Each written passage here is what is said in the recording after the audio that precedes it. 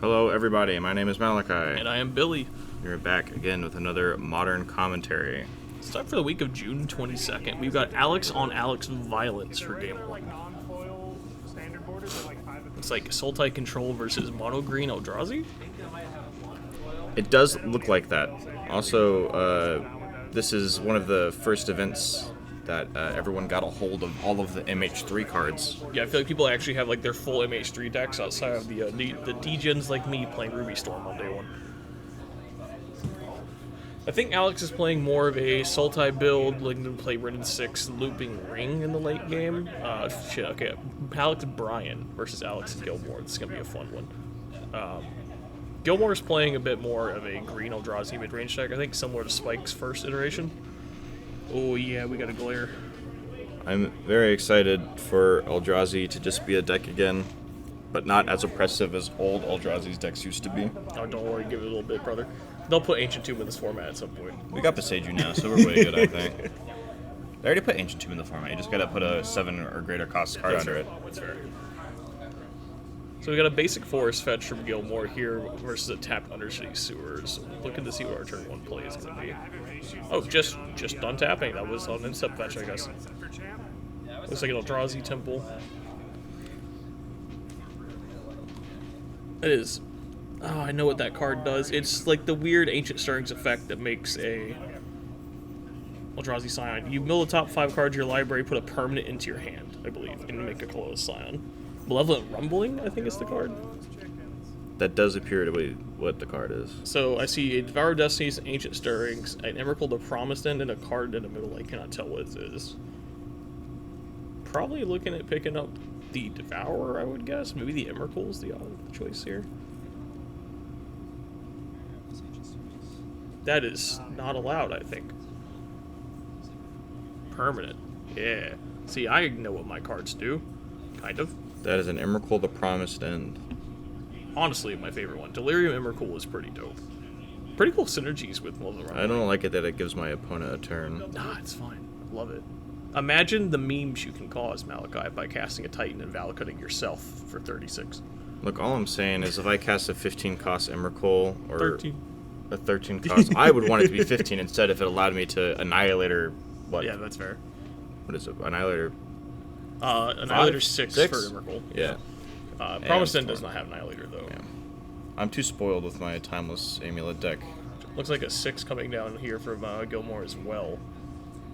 Excited to see this card in action. I know it has a pretty powerful, like, just effect of retracing permanents. I love 6. I love that card. Yeah, no, you've been pretty in on that. Oh, no counterspell. No fun for you. We will not get to see 6 played this game. It's okay. We're going to play another one next turn, and then we can retrace our 6s.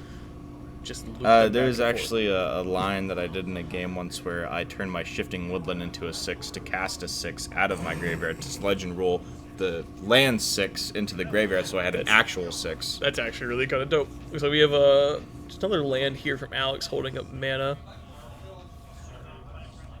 Gilmore thinking about his turn. Still has this little Eldrazi Scion. We have literally 7 Eldrazi mana. That's a Devourer of Destiny right there if we had took that off that Rumbling.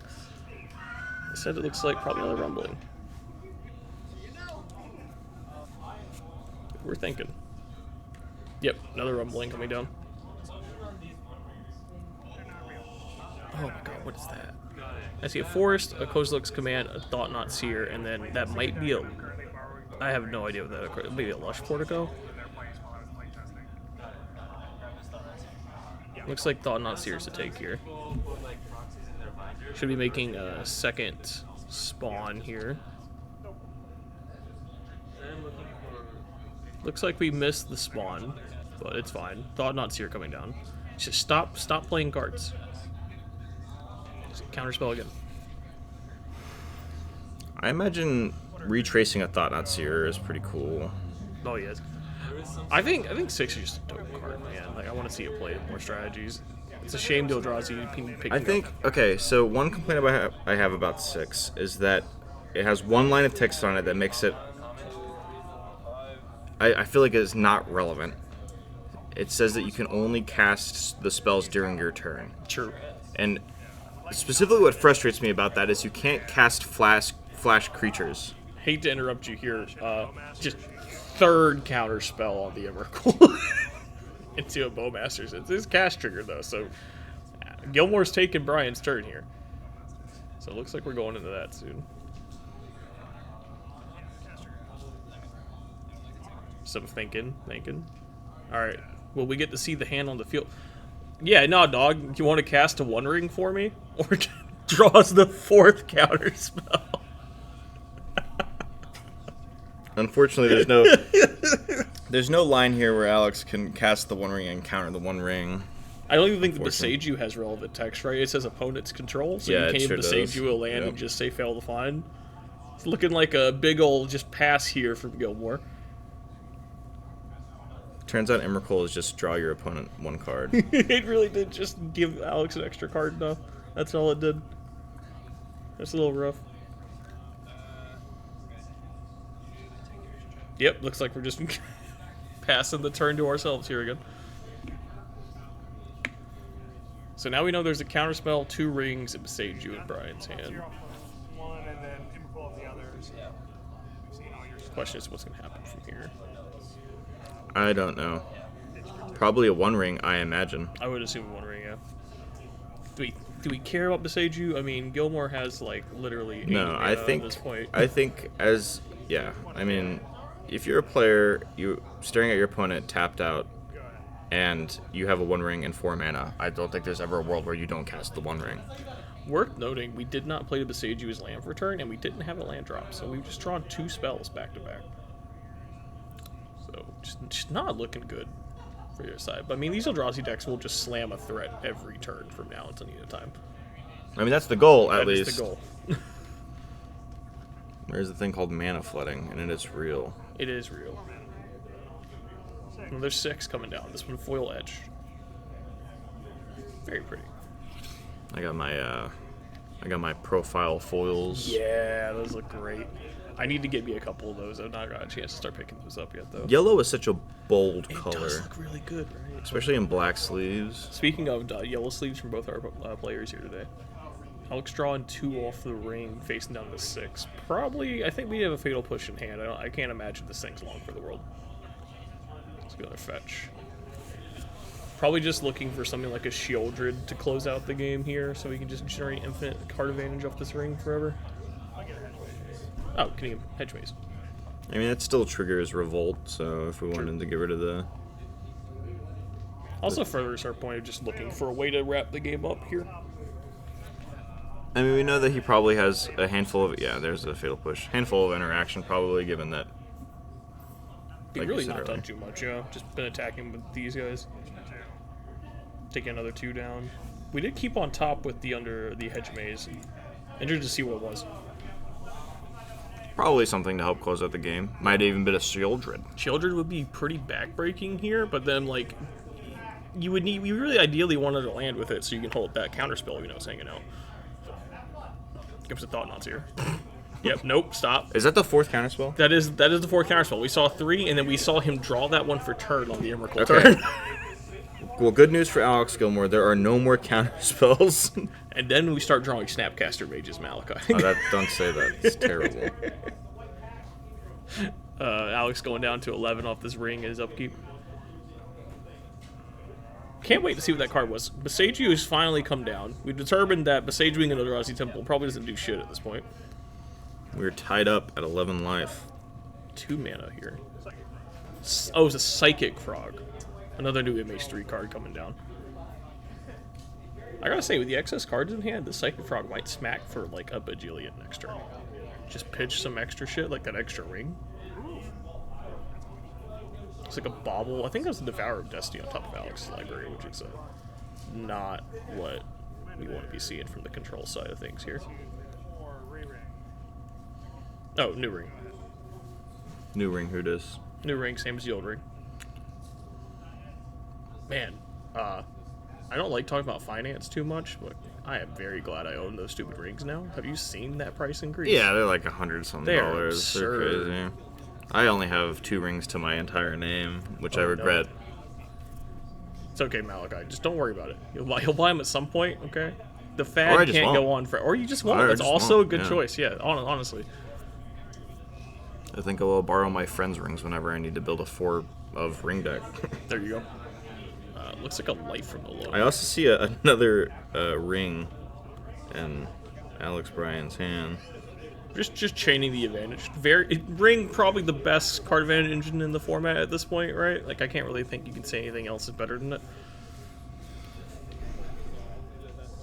I think the only even remotely good comparison would have to be what Jace the Mind Sculptor, and why in God's name would you do that in the Bowman universe? You wouldn't. Exactly.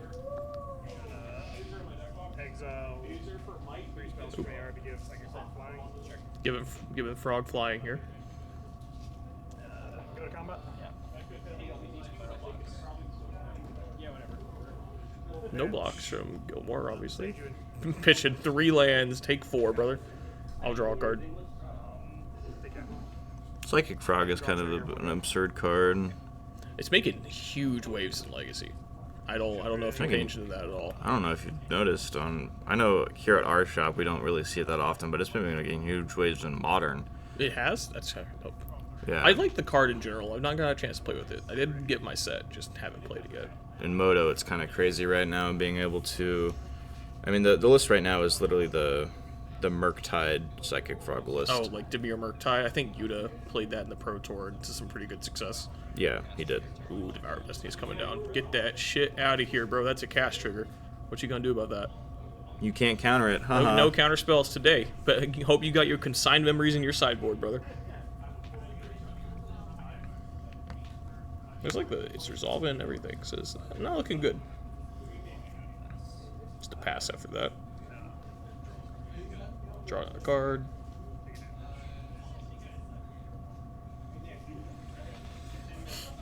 Well, so I'm not entirely certain. Is there like an infinite mana outlet with these what are they called?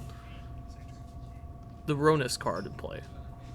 It's a Disciple. I don't think it's. I don't know if it's infinite mana. I just know it gives you a lot of mana. I know. I've seen some things with Umbramental going off with them, but I'm not sure if it's in this list. Oh, probably not. Yeah. It might. More like a KGC combo deck, I would assume. I haven't been keeping up with Spike like I used to. I feel that. 2 cards off to 1 ring.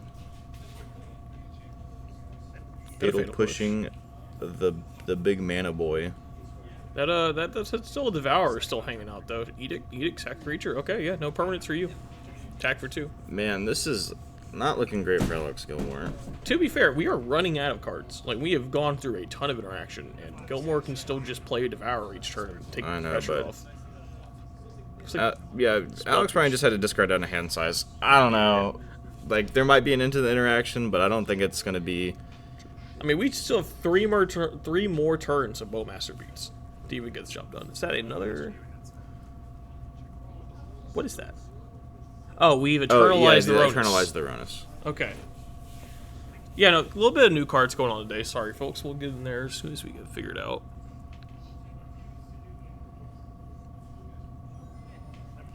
Yeah, I don't think this is a win for Alex Gilmore here. I think there's too much card advantage.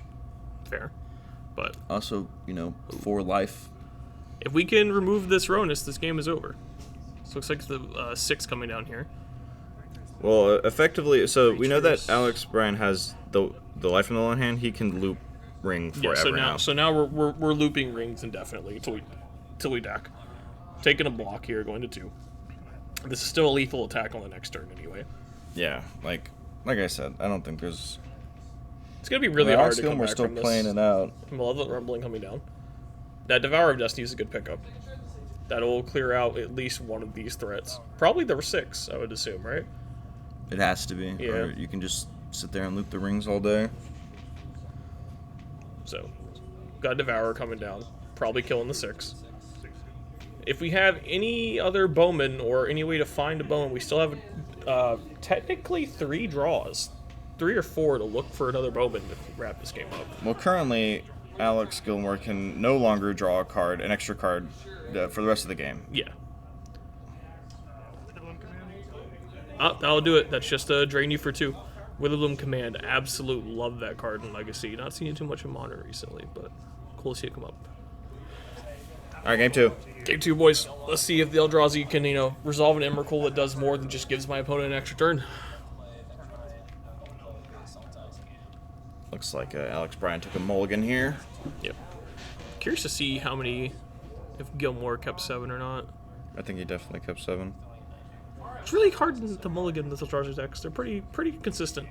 Just you need like a soul land and some lands. And Yeah, something that taps for multiple colorless and then a threat and something to ramp. And then from there you're just going. Have you seen the Malevolent Rumbling tech showing up in Titan recently? I actually saw that a couple times. The only reason I'm kind of familiar with the card. It seems like kind of a better Ancient Stirrings for the deck. You put any permanent in your deck, which is every card except some respect. Yeah, I mean, it seems fine. Yeah. I mean, the big thing is that, like, Ancient Stirrings is only 1 mana, something you can do on turn 1 with a forest or something of that nature. True, but, like, Rumbling's kind of weird because it makes a Scion, so it's technically mana neutral, right? It's kind of awkward. Very, very technically. Looks like a Shifting Woodland is the pickup here. Saying goodbye to another promise in Emrakul. I think No. Don't say goodbye to it. There's a Shifting Woodland. Oh, there is a Shifting Woodland. Oh, God, that's so cool. Shifting Woodland is an absurd card because Shifting Woodland, whenever you're making something that's cheaper than it, feels bad. So, like, if you're making, like, an Arboreal Grazer, of course that's going to feel bad. But then you realize you can also make an Emrakul Aeon's Torn with it. And you're just vibing. Well, technically you never can. But just think of the value, though, of copying a Grazer every turn to block a Ragavan. Like, how happy does that make you on a spiritual level? If I have to pay 4 mana to block a Ragavan every turn, I'm already losing that game, I think. Actually, no. Is Shifting Woodland a sorcery effect? That's instant. You can copy Aeon's Torn. Yeah, I guess you can do it to the trigger on the stack. Yeah, you can do some pretty dumb stuff. Damping Sphere. Well, you're down to 2 mana playing the deck fairly now, Gilmore. How you feel? I think with the Shifting Woodland, Gilmore is no longer playing fairly. If I'm going to be 100% honest. I mean, we still have 4 mana on turn 3 here. Yep, there's a Thought-Knot Seer coming down. Let's see what you got going on. Catacombs, Life from the Loam, 6 Endurance, the One Ring. This is awkward. I think it's the One Ring. I kind of have to agree with you, but I feel like 6 is a good one too, and he can cast 6 next turn. But I think the One Ring it's just too much card advantage, right? You have a Thought-Knot Seer. Yeah, just get it out. Yeah, you have a Thought-Knot Seer. Let him cast the 6, and then swing on with a Thought-Knot Seer. And you don't care. Yeah. Like, we're vibing at that point. Let's see if we cast a 6 here, if we do a counter spell. Maybe want to hold up this Endurance. Yeah, I'm wondering if Alex Bryan, knows that Shifting Woodland can copy the Emrakul out of the graveyard. It's going to be pretty spooky later on in the game if he doesn't know that. I mean, it's going to be spooky 2 turns from now. No, do we have Delirium? I think you need Delirium, right? So we have we have land, creature, sorcery, and then instant. We're not far off. Shit. I think isn't that an instant? I don't know what that is. Though that's Kozilek's command. Yeah. So we have land, creature, sorcery, arc. Instant. Yeah. Now we're there. Yeah. 2 more turns. Looks like a fetch here from Bryan. Oh, it's Kindred. Oh my God, that's 2 types. This sucks. Remember when that was a tribal sorcery? Pepperidge Farm members, honestly. Bring back Tarfire. No Tarfire, definitely left. So we do get the 6 coming down here from Alex. That is a fetch land. Is that Windswept Heath? It's a Windswept Heath. It's one of the Bordeaux ones from MH3. I think we saw that game 1. I thought it was a Lush Portico, I'll be real with you. No. Definitely not used to do fetch lands. With this Dampening Spear. No. So what is Eldrazi reads that you can only use the 2 to cast Eldrazi spells, right? Yes. Okay, cool. But you can still just tap it for colors. I think I was just wondering if, like, without the Dampening Spear, we could have activated the Shifting Woodland this turn, but no. No. Now with Ugin's Labyrinth, you could have. God, if this is the night, I remember you're going to see some disgusting stuff with this Labyrinth. Oh, I love Soe Microspawn. This card makes me happy. I really want to play a list with this card. Just tutor any land from my... It's like Baby Primeval Titan, dude. Look at him. Is that the one where if you... kick it, it exiles the opponent's lands, too. I thought if you didn't kick it, though... Or is it if you don't cast it with a colorless? Oh, no. It's kicker... so when you cast it, you tutor a land from your deck, put it in the field, and when you kick it, it also exiles an opponent's land. Yes. I think it's like 1 to green to kick. I could be wrong, though. Is it colorless? Look, man, I don't know Eldrazi, okay? I just know this card makes me happy. I'm pretty sure it's not that card, but there is a card that if you don't pay the colorless, your opponent gets to like put a land into play or something like that. Oh, I have no idea.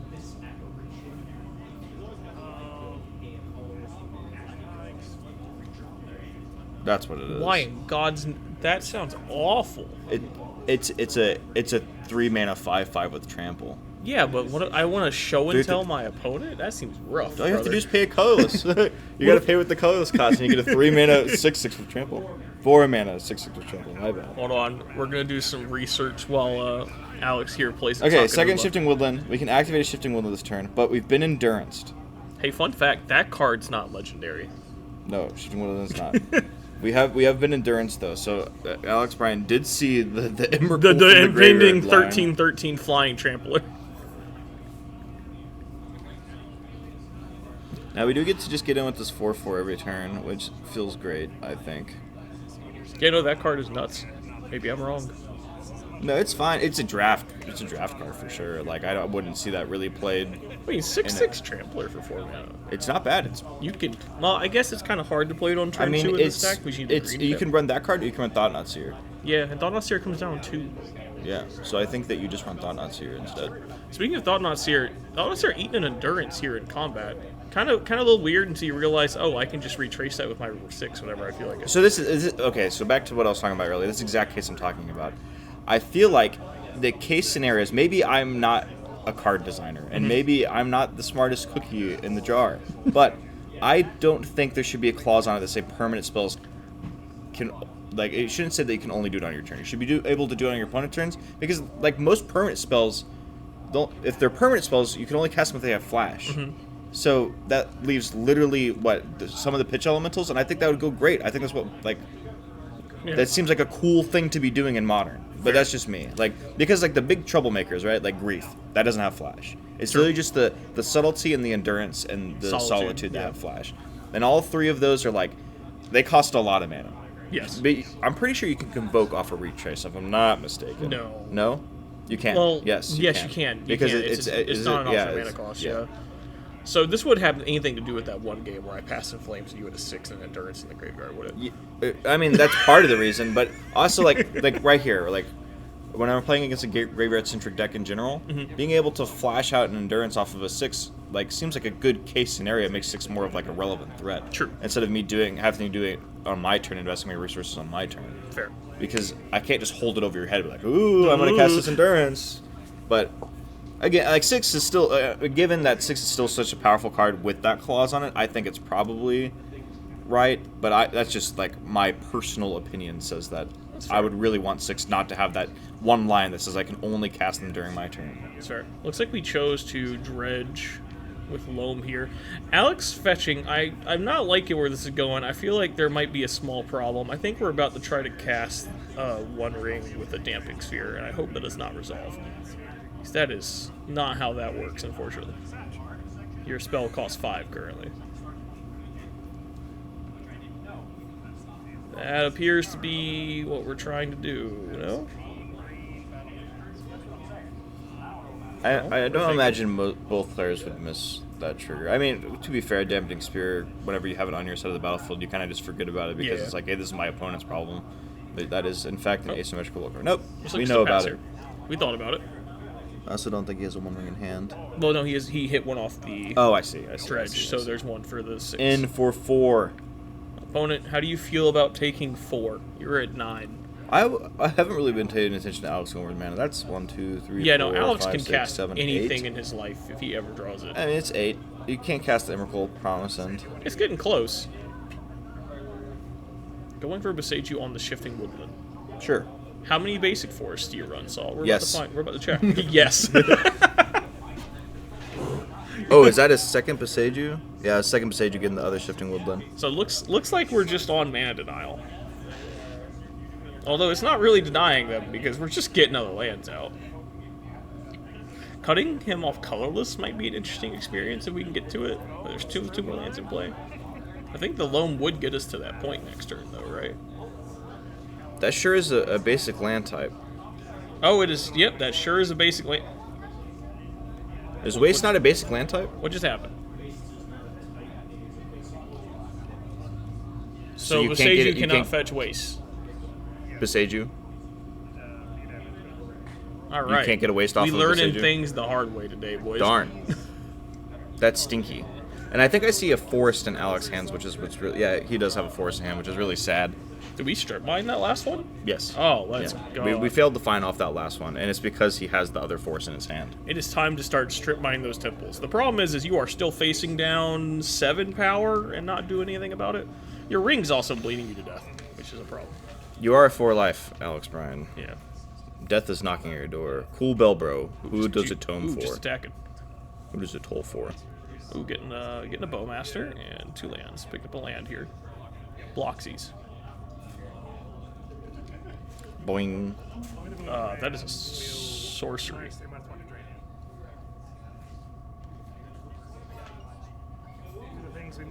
Was that post combat? Yes. Okay. Because the Yes, Eldrazi's a 3/3, right? So the Ren doesn't die to it anyway. Okay. Ren's or 6 is 2/4. I keep calling it Ren. I'm so Yeah. sorry. No, that's fine.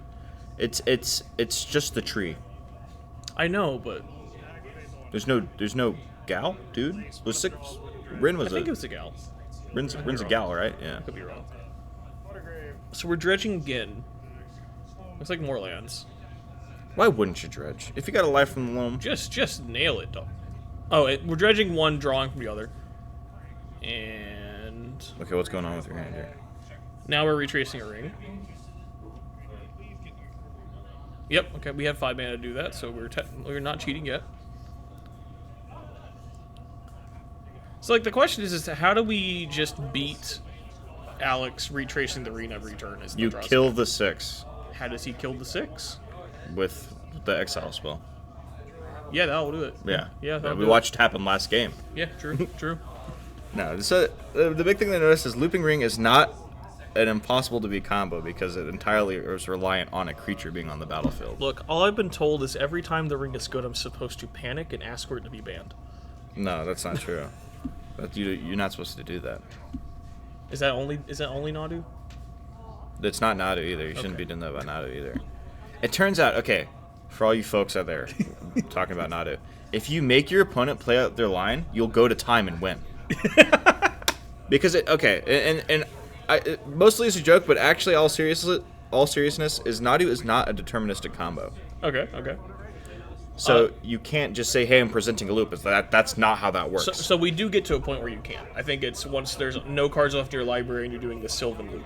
That sure is true, but I sure am going to sit there and watch you go 0-0 on a bug twice until you get to that point. And at that point, we're at 30 minutes have passed in the round. That is perfectly fair. And then we're going to go to game 2, and I'm going to Blood Moon. It's a mana dork deck, Malachi. Whatever. I'll just start running Dismembers. Plague Engineer, naming Halfling. What do you want from me? It's a 1/2. 2 Plague Engineers naming Halfling. Why not Plague Engineer naming Insect? Cut off the tokens and the Spring Heart. Whatever. Aha, there we go. We're still treading water here, but we've not found a win condition.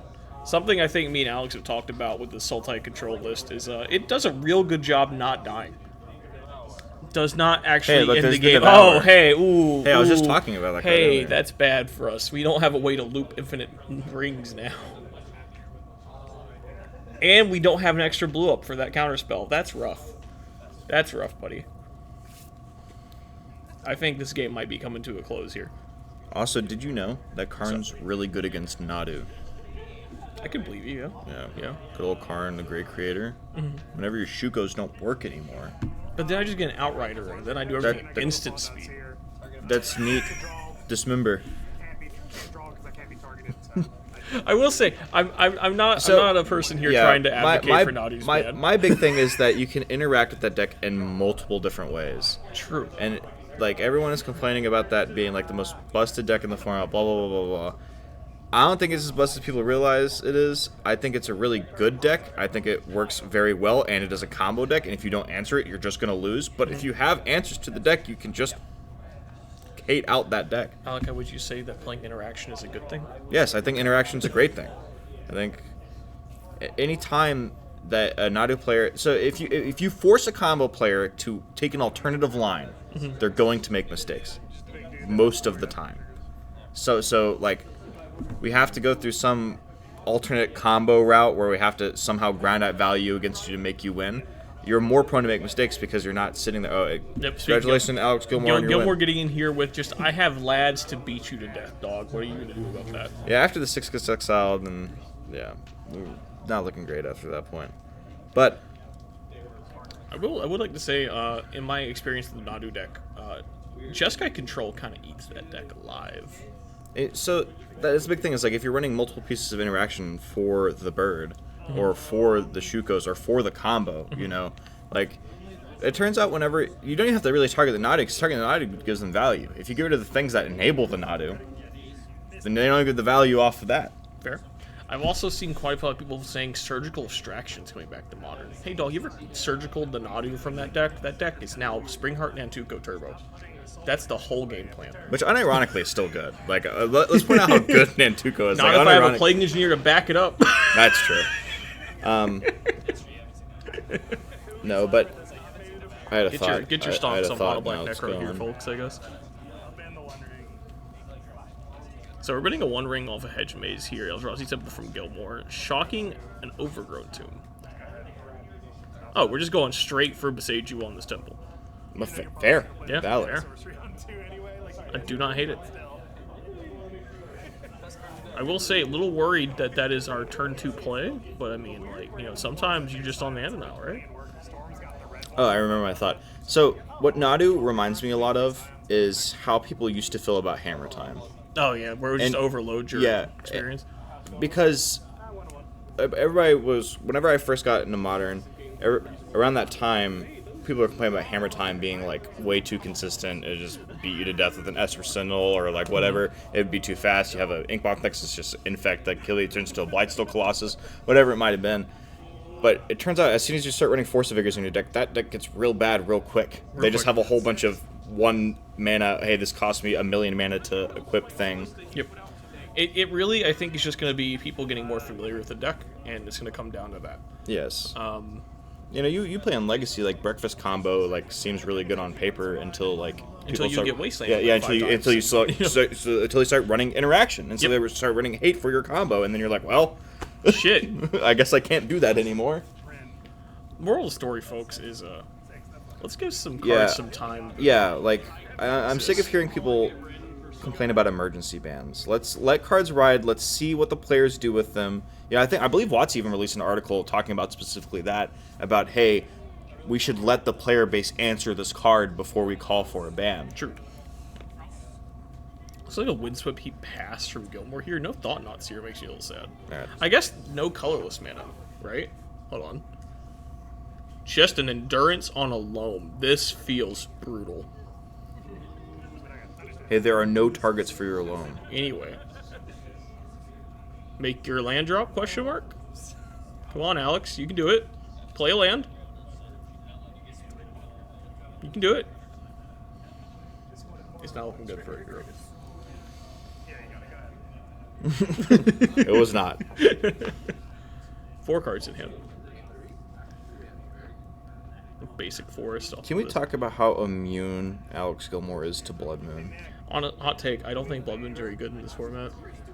Which is scary, because that means I think Titan might be pretty good in this format and no one's playing it. Yeah, I agree.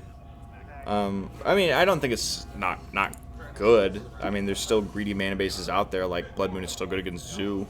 Funny enough, Blood Moon, at the very least, the iteration of Jeskai Control I was playing last week would hose my deck entirely.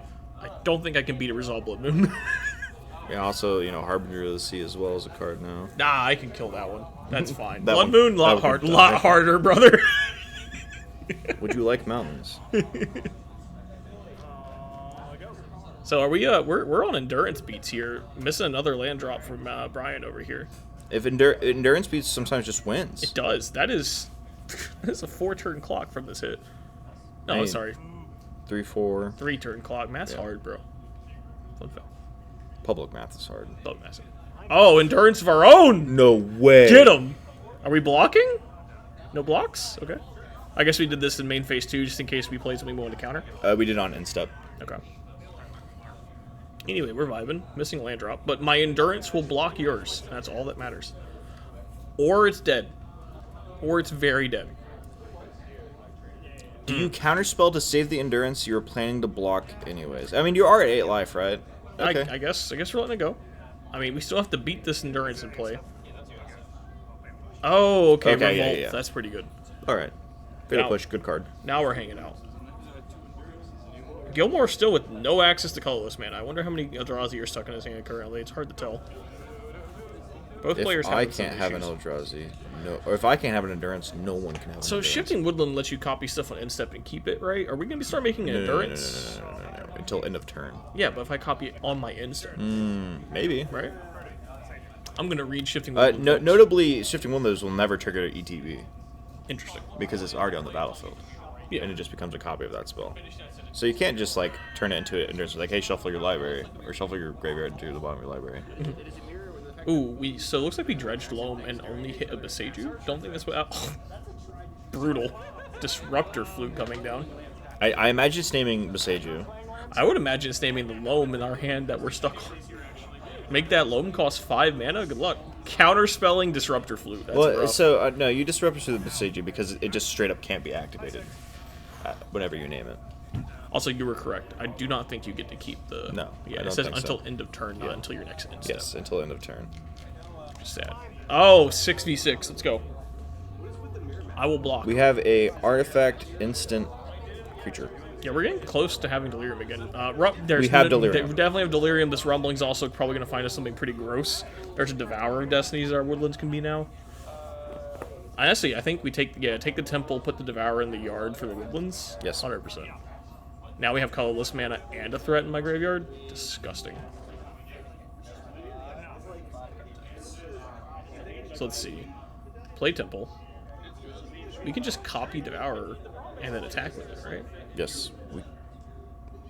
Oh, we should have an Eldrazi token from Rumbling. Yes. Don't worry, we'll figure this out at some point, Judge. I promise. Co-select command. Do I have to? Yeah, that'll kill that thing. And I don't know the other mode was chosen. Scry and draw a card. Scry. Okay. Scry 4, draw a card. Disgusting. No, so Scry 4 kill the thing. Yeah. You do draw a card after that? Yeah. Yeah, so you kill, and then the other one's is Scry X and then draw a card. No wonder this card's like $16 now. I thought this thing was medium. No, it's good. Oh yeah, give me that Eldrazi. The Gemstone Cavern? Gemstone Caverns. This is looking like a wrap. This Eldrazi deck's making me feel things right now. I'm not gonna lie to you. Yeah, I'm excited about Eldrazi's because they don't feel as oppressive as like old Eldrazi's used to be, and now it's just kind of like a. Just a really good. Yeah, it's just like I feel like it's more fun to play than anything. You know, I get to play my big flying spaghetti monsters, and hey, they're also like pretty good. Yeah, they're just reasonable. Yeah. I get to interact with you as well. My mana base is dope and immune to Blood Moon now. But unfortunately, Eldrazi decks are always expensive to build. I was like looking to build one, and I was like, "Ooh, Labyrinth is how much?" It's gone down. I think I saw it $29 this week. That's still too much money. It is still too much money. Yes. At least it's not Urza Saga. What's Urza Saga's at like $50 Ooh, now. Tidebinder, the Shifting Woodlands activation. Rough. This is so sad. That's honestly, I've never been more sad in my entire life. Never been more sad in my entire life. So, Tidebinder, it only targets one of the Shifting Woodlands, right? And not the other one, so you could activate the other Shifting Woodland. Yeah, but I don't think Woodland doesn't lose its abilities. I think only artifact creatures or planeswalkers lose their abilities. Lands keep them. Like, you can't Tidebinder or Saga and have it lose everything. Pretty sure. But it stops it for a turn, right? Yeah. Like it stops one Oh, activation. yeah, it definitely Okay. it stopped the activation. Okay, he's just not I cutting the see. land off entirely. I wanted that card to be banned at one point. Tidebinder? Yeah, because I didn't know what it did. Oh, that's fair. I thought it said all cards named that no Don't longer have do the their thing. effect? And if Yeah. you play Titan, and It's very sad, and I thought whenever someone Tidebindered my Titan, I never got Titan triggers ever again. Looks like we have a cheaty step here. I do believe we just retraced an endurance on Alex's instep, which we've been told is a... No, that was on our turn. No, it was on our turn. It was main phase. Look, man, we struggling, okay? Oh, I'm not.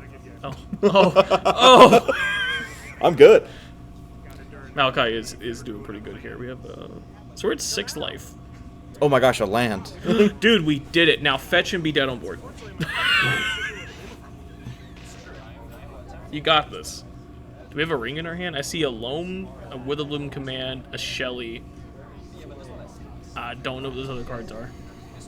Also, Alex Bryan just said he's just gonna pass and get hit by an Emrakul. Like, oh yeah, there's just an Emrakul in the graveyard. Yeah. Yeah, this game's over. All right, Big oof. GG's. Good job on your win, Alex Gilmore. Oh hey, it's me. Nick versus Billy. I think I'm still on Storm today. Yep. Storm versus Just Guy Delver. I've talked with Nick extensively about these Delvers.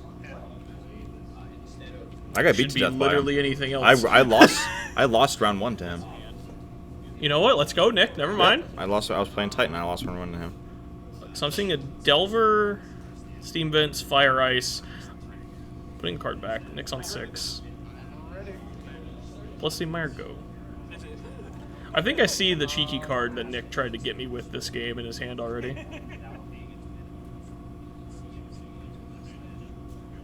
Looks like a Spire Wolf Canal. Let's draw Prismatic Ending as well. Delver, get in there. I don't think Storm players know how to do math. I can't confirm. I'm not very good at that. Yeah. Yeah. No. Like Whenever I play against Storm players on like Moto or anything like that, I always like watch them like cast just one of their exile spells and go to the no red mana, and I'm like, resolves. Hit me, dog. like awesome, very cool. Ooh, keeping on top with the Surveil land, that's never good for anyone's life. Ruby Medallion. Okay. You play weird, Billy. I was like, how did you just cast a Ruby Medallion for 1 mana? I put the fetch land in the graveyard. I know. I saw you tap 1 and play a Ruby Medallion. I was like, what? Look, man, we play fast here. I played Control for like a year and a half. You gotta learn how to play fast. Just a punch from Delver. Do we win this turn, Billy? Almost certainly, right? I mean, there's a Ruby. Here's a Manamorphose. Make it 2 red. The Storm there are no Storm counters yet. Looks like we're just paying the 2 red on a Glimpse the Impossible. We're setting up for next turn. Yeah. Looks like a Reckless 2 lands. No, Glimpse the Impossible does not set up on your next turn. I No, believe. but it does bank mana for me. That's so which true. Is pretty dope. Yeah, if you look closely at Nick's hand, you can see the card that he has in his main deck trying to get me. That is a main deck Surge of Salvation. Oh. Casting Reckless Impulse, we found a Darcy and another Rin's Resolve. So now we're tapping out. So probably looking to send these to the graveyard, make 2 Eldrazi's and passing the turn. So how do you think Darcy's good in Storm? I love it personally. It just sculpts some of your draws pretty well. Also, dog, I've killed people with Darcy beats in this deck before. No, I believe Darcy beats always are going to kill, but I was just wondering if it was like you enjoyed the value of having the Darcy on the battlefield. Like, do you think it's worth it to take a turn off to have a Darcy instead of not having a Darcy? So personally, I wouldn't if I had a cost reducer and had a Darcy in hand, I'm always playing the cost reducer first. But you can play the Darcy pretty inconsequentially during your Storm turn to just keep going. That's true, because most of your stuff is at sorcery speed, right? Exactly. Yeah, so you normally just kind of cast it during the turn and it starts filtering your draws the rest of it. That's true. It's like we're fetching a Thundering Falls on instep from Nick here. Probably looking for any piece of interaction. That looks like a mountain. Yeah, that's not sticking around. Delver. But we were thinking about it and didn't instantly flip it, so I have a feeling the Delver did not flip. Looks like a Darcy was the pickup.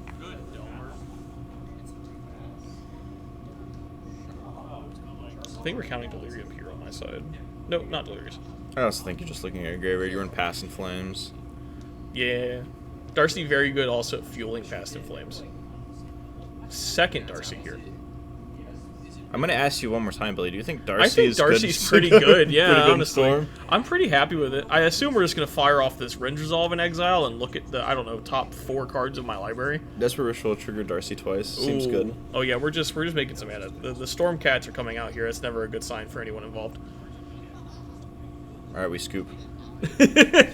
I mean, Nick does have the weird little trump card of Surge of Salvation currently. I cannot grape shot them. Do you remember if you get dunked on by it or not? I'm not going to spoil what happens because I think it's funny. Okay. I'll just have to wait and see. So making 3 red off of this. See if we go ahead and commit this Rin's Resolve. Yep, going down to 2 red. Storm is 3 now. Trigger. Put a Ral into the graveyard. Does Grape Shot say any target? Yes. Okay. I was going to say, how do you feel about... No. So how do you feel about a Sanctifier on Vec? Very sad. Are you actually? Very sad. Yeah. First of all, you cut off Passive Flames entirely. Yes, that's what I was thinking about. Like, yeah. Cannot answer that card. That card resolves, it resolves. I can't beat it. Yeah, because that's protection from red, right? Yep, so you can't even Grape Shot it. I am currently off of Graveyard Plans. Interesting. So we found a Ruby and everything. So anyways, I'm going to be putting in... Some Sanctifier on Vex? Sanctifier on Vex and my Titan. So we're really going up the Silesia Sanctuaries, huh? I think I run 3. Looks like I'm thinking about something. Cracks up to Eldrazi, casts another Ruby. That can't be good. If I only have 2 mana floating and I cast a Ruby, that just can't fill people with joy. I think you're just trying to trigger Darcy twice, maybe. True. I'm debating on keeping that card on top. Curious to see what it is. 2 mana. Glimpse the impossible. Okay, so we are, in fact, ending this turn. No, you have 1 red Nope, right now. I still have 1 red. There's like a Wish, there's another Ritual, and a land. Playing the land for turn feels pretty good, man. We're back up to 2 mana. Pretty good. That Wish costs 1 mana, too, because there's 2 cost reducers in play. Yes. Pretty gross. I think this Billy guy is pretty good at playing Storm. I'm not sure, honestly. Like, sometimes I feel like I do, and then sometimes this deck it kind of plays solitaire, bro. It just kind of wins the game for you. I know. This deck's ridiculous. I mean, Storm, notoriously has always been a ridiculous deck, right? Like, isn't like one of the factoids about Magic is like Storm is the most like banned mechanic? Fun fact: there was a thing called the Storm scale, which was a scale that they listed from 1 to Storm on would they ever reprint it again. And Storm was no. That's true. That's funny. Oh, binning a Passive Flames on Darcy. I've already told you how good that feels, Malachi. I think that's probably the best feeling experience in Magic. Looks like we're casting Passive Flames. Storm is hilariously high at this point. My little dice kind of sucks. Look, it's 9? Yeah, it's 9 right now. Casting a Rend Resolve. Oh no, we're binning a Rend Resolve and casting another Ritual. Going to Storm's 10. Triggers. Ruby. Keeping the other card on top. Casting Amorphos. Storm is now 12. 11. Making 2 red, drawing the card we kept on top.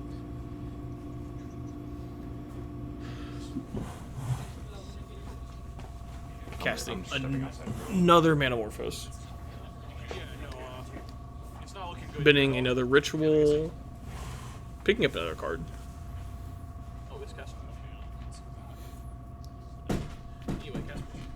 Casting Wish. So we set my graveyard into 2 piles to show which was flashbacked, which is not. Makes sense. Yeah. Also, Malachi had to step out for a second, so I now have my head judge with me here. Hi. Hi, I would like to Grape Shot you for a bajillion. Is this okay? No. So Nick responds with Surge of Salvation with the Storm Trigger on the stack. Storm Trigger on the stack is important here. Yes. So now I'm resolving my Surreal Triggers because we moved a little bit fast. Mm-hmm. So we're gonna... You have Storm Triggers that need to be Yep, placed and resolved. I don't think we targeted. resolved that until he points it out here because I didn't think about it. Be correct. real with you. Yeah. So. And then I'm like, huh. This Darcy gets nuked. Yeah. We tried to target the Delver real quick, and then realized that also has Hexproof, and then murder our own DRC. Yep. So now I'm trying to figure out if I have the ability to do the new fun line that this deck added with this night. So we get to go Wish here. Yeah. So get a card from the board. Real quick with the Grape Shot for anybody who's not aware of how what just happened works or why it works the way it does.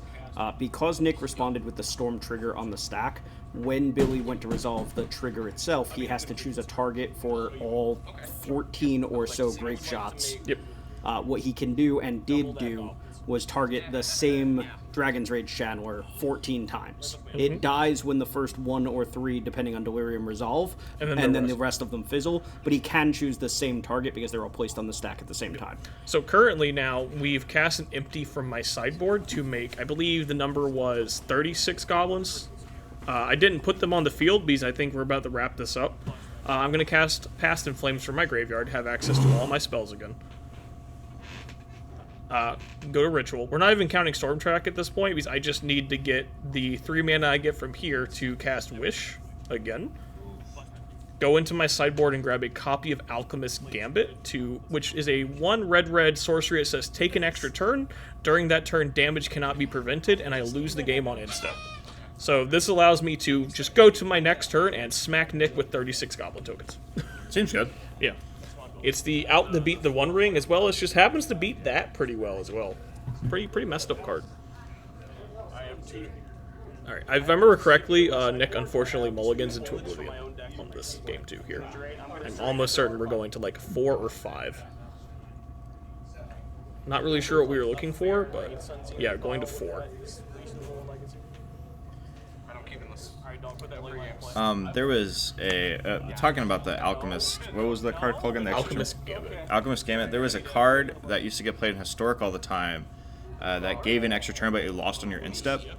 And you could the sideboard tech against that was the blue card, the one that has like the hand getting cut in half. I can't remember what it's called, but it ends the player's turn. Oh, I know what you're talking about. And it was very funny watching someone on top on the extra turn and go, no, lose right now. And your upkeep, you're losing the game. Like, you're losing right now. Just brutal. Yeah. I've been very happy with the tech though. Shoutouts to Pedito, regular player here on the stream. Put me onto that tech. Did not think about it. What, the wish list? The wish into Alchemist Gambit. I think the wish list is the more prominent version it's very of good. Ruby Storm. It feels very good. I'm only currently on 2 in my list because I like them being flexible, but I don't want to gut my entire sideboard. I mean, the Unstable Amulet makes you more consistent. You can kill without needing the Grape Shot, which is nice. Hey man, I killed without Grape Shot that last game. Who needs Amulet? Attack with 36 It's true. goblins. You don't need to win with the Storm spell. is what I'm trying to say. Attack with 36 goblins. Yeah. You don't need to win with a Storm spell. That's what I'm trying to say. So. Ooh, shocking. Yeah, I thought Unstable Amulet was going to make more waves than it did. I did, dude. Boros Energy is pretty well represented deck right now, both in paper and on Moto. Yeah, I just haven't seen it that often, I guess. I just don't think anybody here has really picked it up yet. I'm looking to take the Energy Shell on a weird approach next week, but it's more of a here's more combo decks because that's all I kind of do with my life. That's what I'm saying. Combo decks. We love them. Hopefully we'll get to see that on camera, but that depends if I'm lazy enough to even build it. I'll be completely real with you.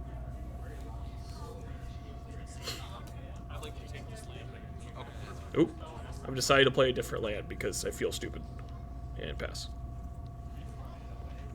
I think at this point I had a Ral and a Veil of Summer in my hand, and I was just like, you just shocked in the second blue mana and pass and did nothing. You're definitely going to counter this Ral, so I'm just going to take a turn off and then Yeah, I mean, that's valid. just gonna hang out, you know. I'll play Ral with Veil back up on Notably, turn 2. Veil of Summer Turn 3. is my least favorite modern card. Interesting. And the reason why and just put it in perspective, I don't play control. I do not play control. Yo, Malachi, local amulet player. Yeah. Why I don't like Veil of Summer is because I suck at knowing when to board that card in and when to not board that card in. Malachi, does the opponent's deck have blue or black cards in it? So you say that, but then it's like, am I on the play or am I on the draw? So it depends, because like Veil is really good at getting you a game-winning spell to resolve. So you know, I play Amulet Titan. Yes. And Grief is pretty brutal. It is pretty brutal. I want to board in Veil of Summers, but it doesn't work. You only want it on the draw. Yeah, I mean, and that's what I'm saying. The play is when you want it. And what always ends happening is, because I'm Titan, I win game 1. And then on the next game, I go, they're going to grief me. I need to put in Veil of Summers, but I'm on the draw. You don't want it. I know. You just eat I that know, out. but I want it. And then on game 3, you put them in the dirt. Looks like I'm fetching a Stomping Ground here at Instep. Only 2 green lands in this list at this point. Might as well get both green mana, right? I'm not under your pressure at the moment. Is that a sign? It is. I love that Stomping Ground. Anyway, here's a Ral. No. I'll draw a card for my sake, thank you. I like Ruby Storm Malachi. It's fun. The deck's cool. Yeah.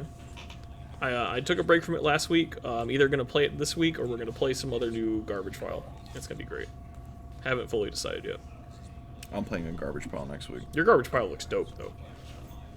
It does look dope. I spent $100 on that deck total. You could have bought a ring.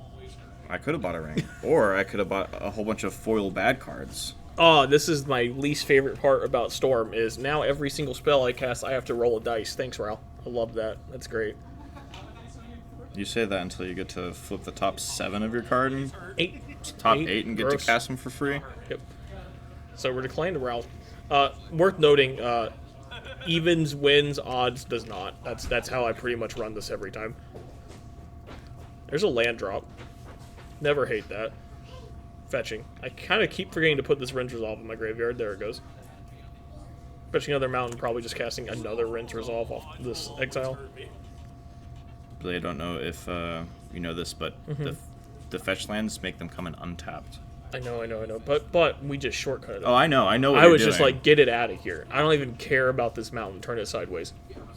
So, now that I've commentated a few videos, I think commentating about combo decks is probably my least favorite thing to commentate about, because we are once again watching Billy run through the line. The Storm loop. Yes, you have a ritual. He casts a ritual. Man, Storm is like 4, I believe, at this point. Yes. Looks like we're countering the ritual. Alright, ritual's gone. That was a well-timed counterspell, I think. It was. Get in for 1, Ral in the red zone. That was a hate swing. That was a hate swing. Get in for 1, Ral in the red zone. Oh, we did not resolve the flip. We took damage anyway, it's fine. Anyway, take 1. So, Raul, you have to win the flip to flip it? Yes. Okay, so if you lose, you take the damage. Just take a damage. Which, by the way, I don't know why I thought this was how this worked for the longest time. Very much not.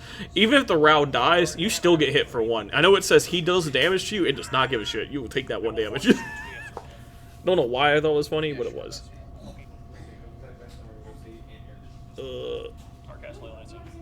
Hey, dog, there's a wish, some stuff. EI. You guys remember when people want an EI band?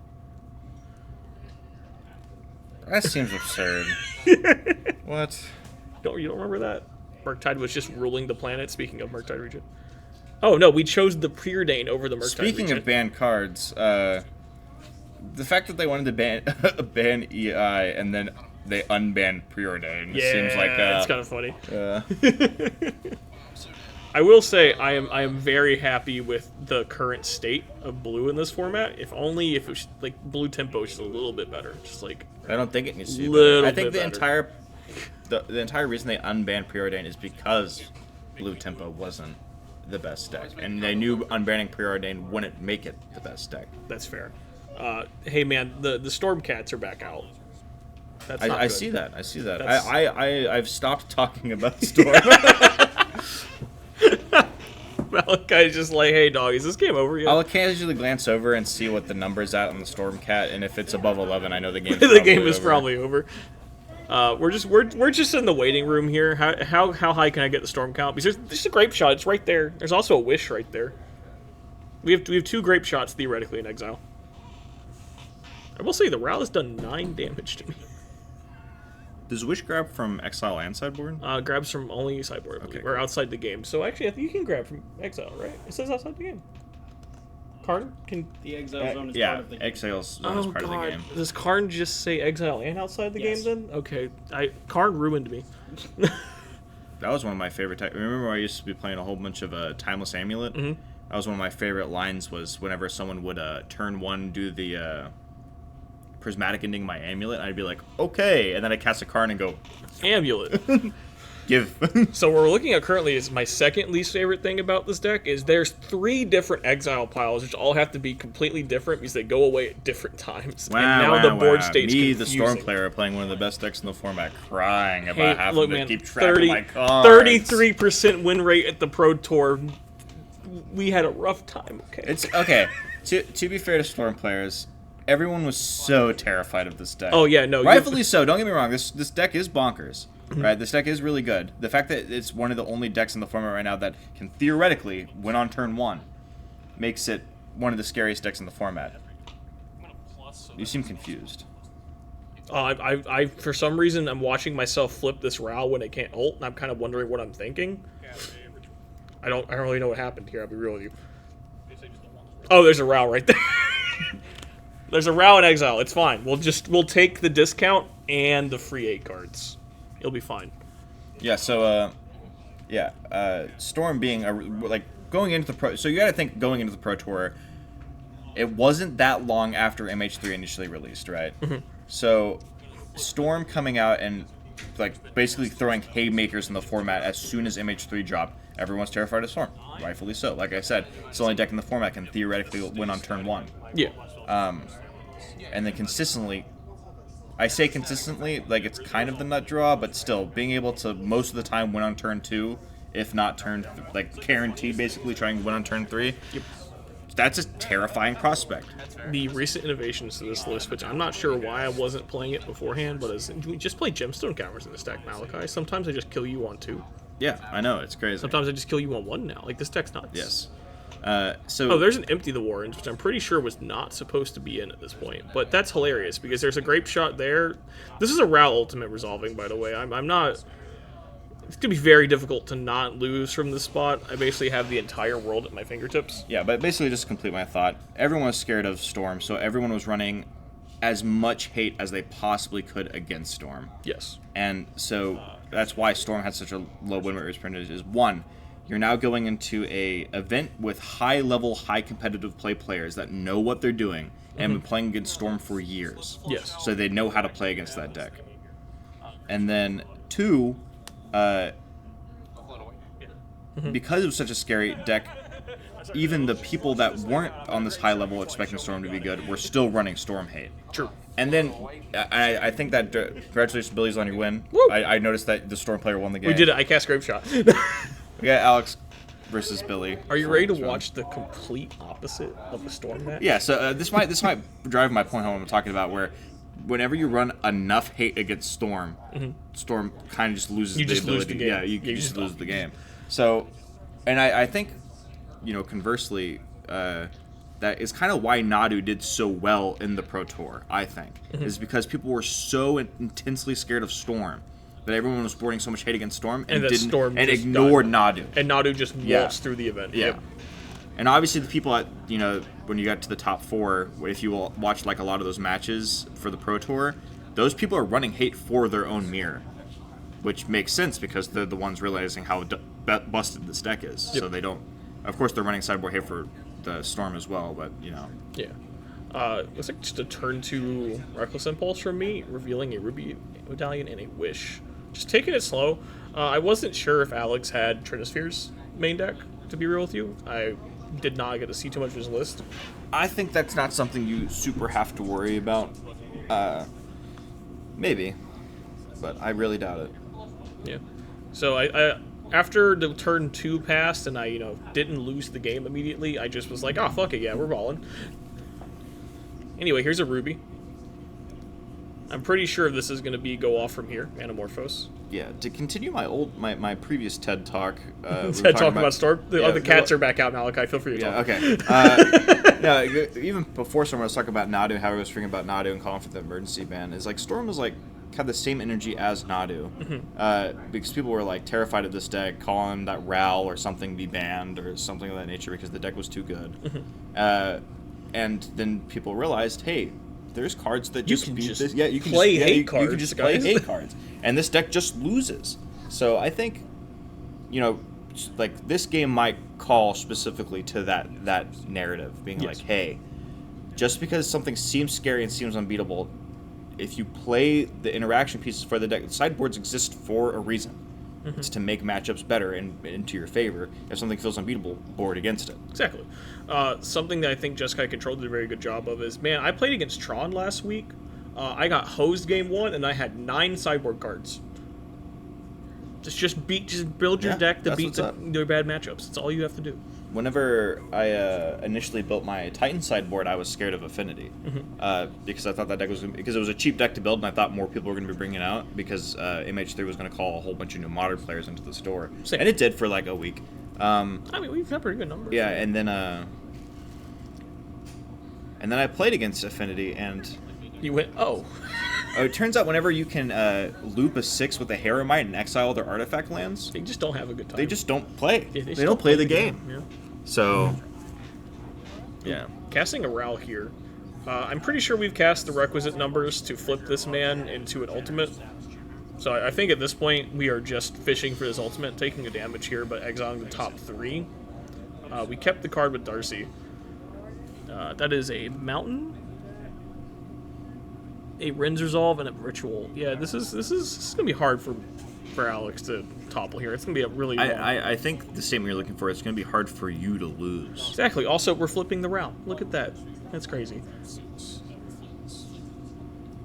I heard 6. 6 is the number? Yep. After you hit 6, it comes with 8, and you can just minus it and get rid of it for 8. Yep. Alex doesn't even want to see the ult. He's like, get me out of here. Yeah, I mean... There's no point in playing through this. Like I was saying, commentating for like combat decks like this it's sucks really hard because I feel like I'm on a repeat. Like I could say something about like, the deck, there's another Ral. Yeah, it's just gonna be the same thing over and over again. He played the 4th 2-mana, exile the top 2 cards to start. So we're about to see the weaknesses of Storm. Yes, I'm gonna spoil this. This is the bad look for Storm coming up. Turn 1 looks like we're gonna have an Uggin's Labyrinth from Alex. He's thinking about it. Just a pass. Oh, from Eldrazi Temple, it looks like. Scalding turn. I think he was scared you're going to win on turn 1. Also, can we talk about this? There's a Damping Sphere in my Eldrazi deck. I'm pretty sure Alex is supposed to be Turtle Spheres, but I think he didn't have them. He was like, I'm not losing the Storm, dog. You can't make Interesting that he didn't play the... Oh, you're about to watch him blow me out. Okay. It's hilarious. Okay. He actually... I think he plays this really well. I believe it.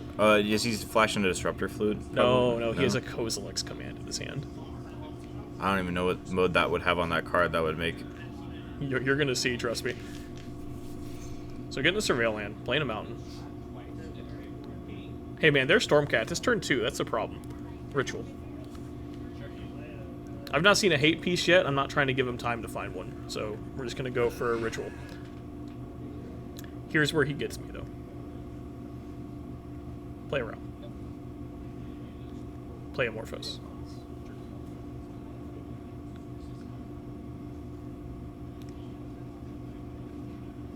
You're out. I see. Yeah, so you used your mana there. Yep. See, the only thing is, this would have backfired entirely if I had a Ruby, though. Yes.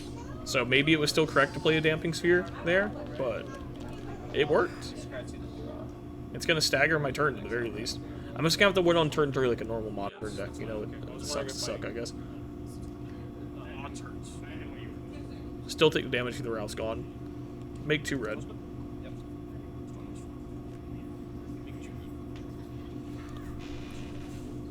Alright. And we should draw from this Morphos here in a second. We'll see if I've got another Reducer, maybe. Just Reducer into pass. Where'd you keep it, Disgrace? One top, one bottom. Okay, looks like we're just setting up a Reckless Impulse, trying to set up for next turn. 2 lands. Yikes. I mean, yikes-ish. Yikes-ish, yeah. We still have a ton of stuff going on. I will say this follow-up Damping Sphere is about to end my career, though.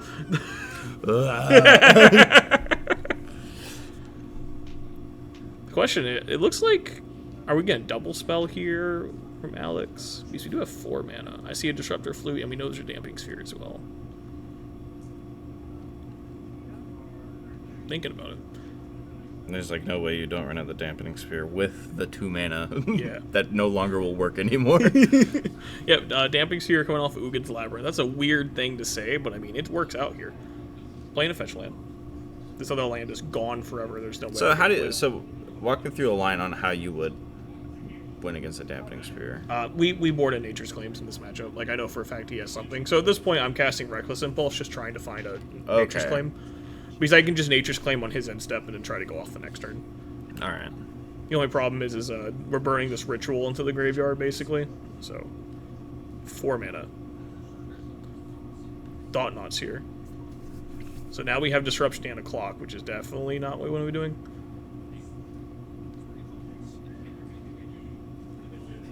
Mountain, Morphos, Ritual, Past in Flames. I assume this Past in Flames is gone, but yeah.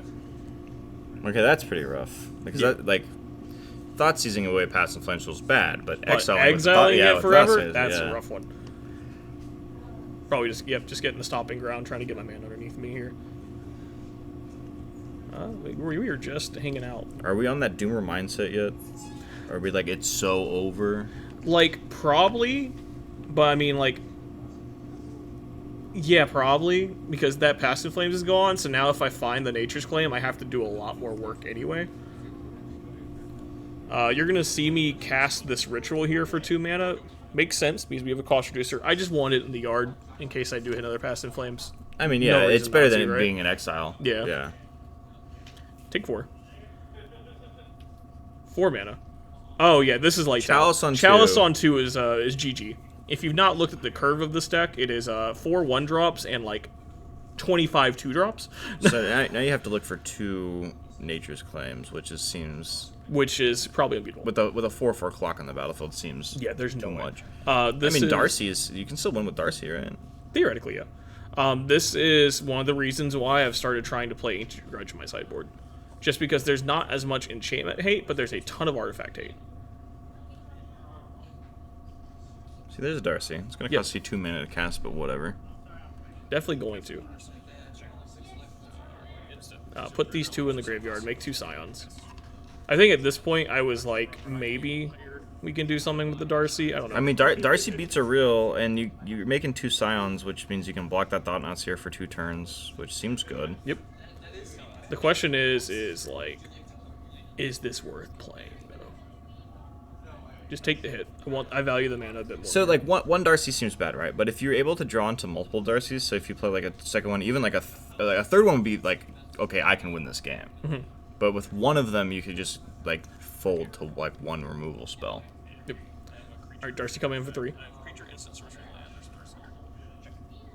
Okay, and Darcy in a graveyard.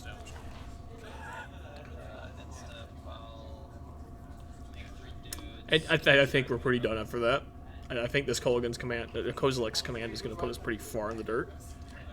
Here's some lads. I assume we're scrying. Yeah. Yeah, no, I've been very high on trying Ancient Grudge in the deck now. Just, hey dog, you have 2 pieces of the hate? Cool. I have a thing that kills 2 pieces of the hate now.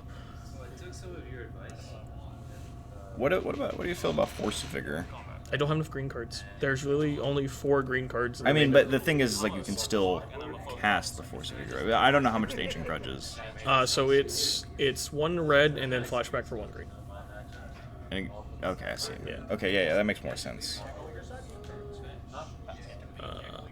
I'm pretty sure we're getting to the point where I think the 6 is pretty much backbreaking because now I have to have both. Yep. Chalice checking. I'm just looking to get a surveil here. Yeah. The 6, though. Yeah, with the 6, because there's no reason to play this shot. out. Yeah. I would need to be able to remove both things in 1 turn and then go, and at this point, it's not worth it. Now, are you ready to see the most comically depressing game I've ever seen in my entire life? For you or for Alex? For me. I think this game is exactly 2 turns. Oh.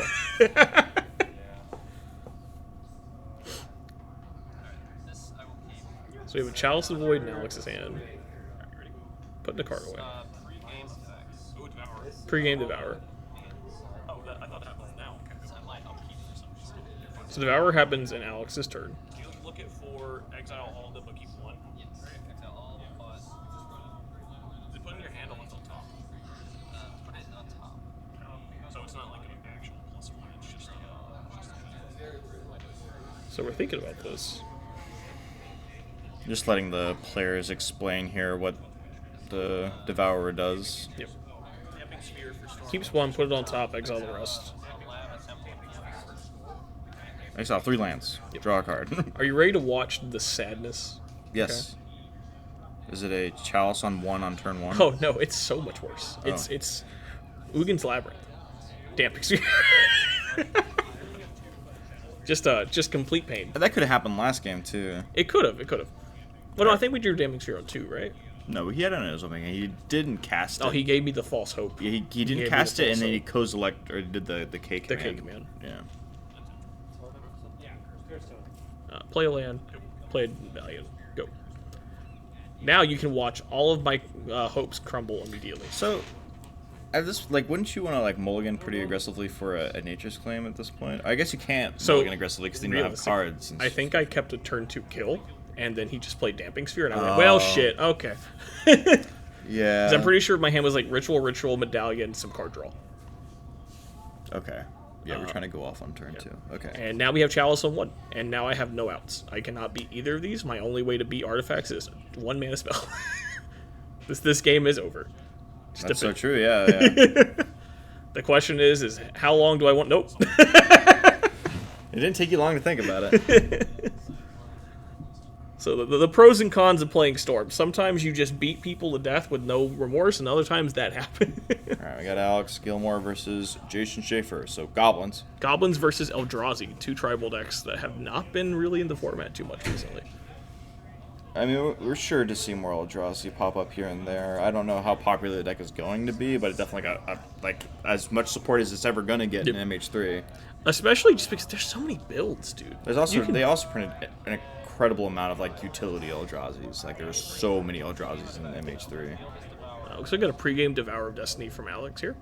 But dude, you can play so many different builds of this deck. It's hilarious. Like I think that's the neatest part about it. I mean, you could build Wooburg Eldrazi's if you really wanted to. Mm-hmm.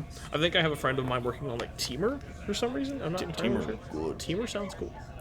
Specifically, like one of the coolest Eldrazi cards I think from this set is the red-green 2 colorless mana. Whenever you cast it, you make 2 dudes, and whenever you sacrifice an Eldrazi, it gets +1/+1 and it has reach. Yes. That thing can get really absurd really quick. And then you got the there's an Eldrazi that says whenever you cast an Eldrazi spell, you make a 0/1 Scion. Whenever a colorless permanent enters the battlefield under control, you deal 1 damage to each opponent. Okay. And it's a colorless and 2 mana. And that's another build I've been seeing going around, which is Eldrazi Scion Burn. And that deck is like really fun to play against and also really fun to play. Okay. I haven't had any experience with the Eldrazi deck other than getting my ass handed to me that one time. Yeah. I mean, you didn't even get your ass handed to you by Eldrazi. You get your ass handed to you with stack pieces are good, pieces, man. Yeah. Colorless stacks. You saw a Dampening Spear and a Chalice on one, and you went, mm-hmm. Yeah, that's good enough. Yep. What, you gonna beat me to death with a 1/1? Come on, show it to me. Yeah. What am I gonna do? You cast a Ral. I could cast a Ral. No, like I could. Not. There's no Chalice on 2. Yeah. Ral beats, dog. No Ral blocks. Ral block. My man's a 1/3, bro. We got a Blood Crypt fetched here from Shaffer. Just, like, what are you going to do, man? He's got 2 mana on turn 1. You've got 1. Ooh, Stalactite Stalker is kind of dope. You familiar with this card, Malachi? I know it was like a stomper around in Legacy for a really long time. It's a 1 mana goblin with Menace. Whenever you descend, you get a +1/+1 counter end step. Descend is Revolt. If a permanent goes into your graveyard, blah, blah, blah. That man died. He got shot. He got dismembered. Yeah. Bro is in Or limb pieces. from limb. Let's see what we got as a follow-up. Did Alex not play a land? I do not think so. That's a oof. Tap land from Shaffer here. Shaffer, I know, been like playing around with Jund Goblins. Looks like it's just a pure black-red build this time, though. Another 1-drop. Ah, Skirky boy. Still no land for Alex. I know I talked to Shaffer a lot about his Goblin decks. He has like an entire like toolbox. Yeah. Like a whole extra just 2 or 3 deck box just full of like utility goblins and stuff. And he's like, I just build it every week from the ground up, and I'm like, respect. A dedication to an archetype, man, means you get really good at it. I lose more to Shaffer than I lose to anyone else in the card shop. Speaking of new MH3 card coming in here, Arena of Glory. I don't know if you've seen. It looks like we're exerting it as well. Hasty Pashlik Mons. Get in here. Take 4. Pass. So that land doesn't untap, but like, okay, Alex just missed on a second land after 3 turns. I think we even had Devour of Destiny, and he just missed on a mana source. Yes. Bit unfortunate.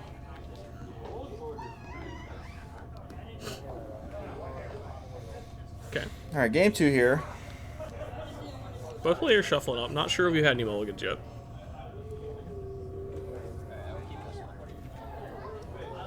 It looks like there's a mulligan here. Alex looking pretty excited, though. He has more than 2 lands in his hand.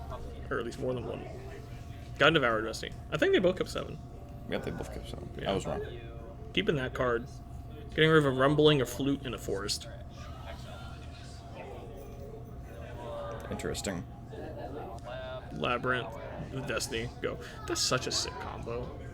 I love that. Yes, I think it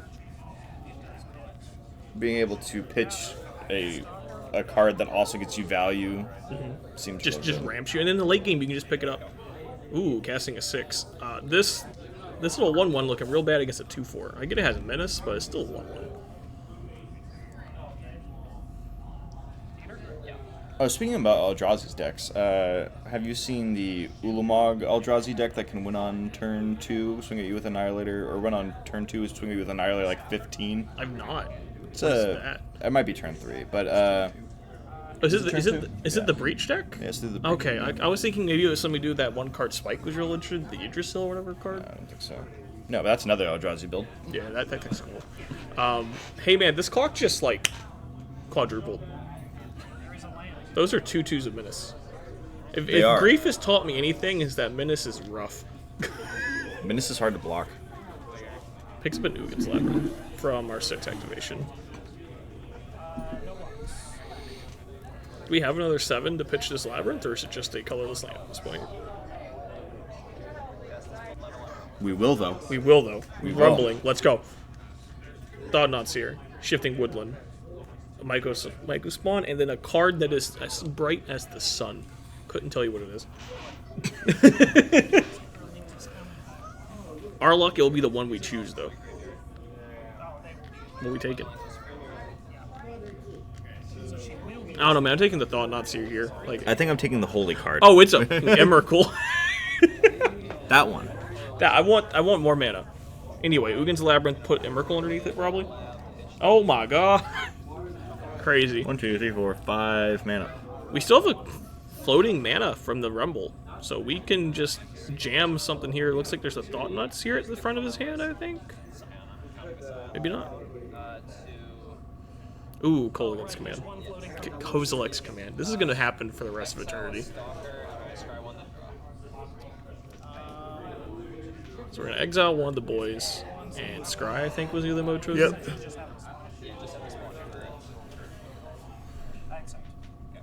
Okay. That's going away. Scrying. Keeping the card. The fact that it draws a card, I really thought it just said Scry. No. That card's nuts. But it is only draw 1. Still, Not though, draw X. That's a 2-for-1, man. That's rude. Aren't most like cards that have pick more than 1 2-for-1s? It's like why they're printed. Like Rakdos Charm is a 2-for-1. Rakdos Charm could win the game. Rakdos, yeah. No way. Another one. Get in there. Mr. President, a third stalker has hit the play state. A third Stalker has hit the mat, sir. Looks like a Snoop following up here. We could just kill Alex next turn if there's a Harbinger anywhere in his hand. I see a black goblin. No, that's a Rakdos land. Never mind. I'm trying to figure out what Cribs. that looks like. A ringleader in a land. So worst case scenario, we're gonna. Oh, that's a lot of mana, dog. So we currently have 7 Eldrazi mana. 8. Also, I don't know how many permanent types we got in the graveyard because you sure certainly can enough. just tap that Yeah. Uggin's Labyrinth. We for have turn that we have Oracle 2 land. off of the Kozilek's Command alone. So there's Ancient Stirrings. God, getting to play 8 cantrips in my colorless deck. Is this just a legacy deck now? No, Are we back on ban Ancient Stirrings? no. So what we finding off this Ancient Stirrings? We can't use the ban Ancient Stirrings because it's not the best deck yet. Okay, so we unban KCI first then. No, because then we gotta ban Casey Ugh. again because it'll be the best deck again. Finding a Devourer of Destiny. We can still cast that, brother. That's rough. I don't think these Stalkers are going to be able to keep up with this. I gotta say. Devourer. Sack this. I'm going to exile that Snoop probably because it could kill me. Yep.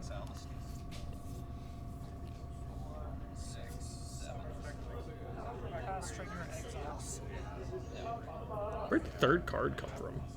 No, you had 3 cards the whole time. I was wondering what the other one was. Okay, so Snoop be gone. Noop is dead. Attack for 2, mill 3. Get a land, I guess. The Uggin's Labyrinth. Yeah, I mean, we don't hate lands here. God, I like this Eldrazi deck, dude. This thing's cool. I'm gonna ask Alex to borrow this. He's gonna tell me no, probably. but I can hope. There's the Bloodstained Mire that we knew about from the Snoop. Probably just slamming a ringleader here, I could imagine. Something. I mean, like, Goblet's player, we're behind on board, but, like, we're about to draw an X amount of cards, and we're going to have a 2-2 and a 3-3 with Menace.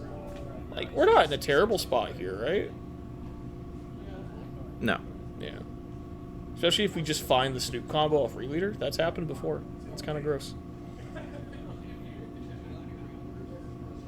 Still fetching here. Probably like for a specific land. I would assume we're getting a basic here. Fetch Shocking in front of all the... Okay, tap land. Was that not a ringleader in Shaffer's hand, or a mana just coming out weird? It could be a ringleader. Well, no, ringleader costs 4. And we're choosing not to cast it, which would be a little weird for me.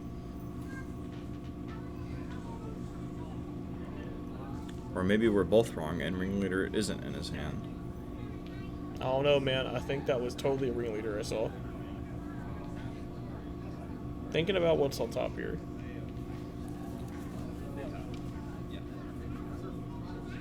I have no idea what that is. Me neither. Or in Soul Trader. Oh! We're a combo deck. Like, outside of just Snoop. So we're casting Harbinger here. This Harbinger means it was rolled up if Alex did not kill that Snoop. Weird to see Warren Soldier. Getting a Boggart Trawler?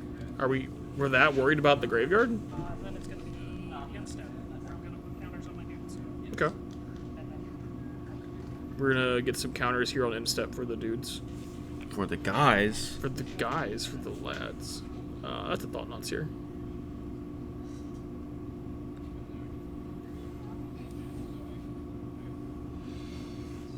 Yeah. Yeah, It's anyone's game right now. I don't think there's one person definitely winning this game currently. I'm trying to take quick peeks at Alex Gilmore's hands to see like same. what's going on. I see But I see Ugin's Labyrinth. I see Thought Knot Seer, which is like, all right. I'm still like, we're in the territory where we can tap, return the Emrakul from exile from the Ugin's Labyrinth into our hand. Mm-hmm. Then we might just be able to cast it. Blocking here to try to soak up some damage. Are we just going to cast another Devourer of Destinies from the graveyard? Like, I feel like that's a reasonable plan here. Doesn't appear to be the immediate take, though. Casting Rumbling. No permanent so far. Okay, we have a backup 6 is the only option here. Make an Eldrazi. It's not terrible.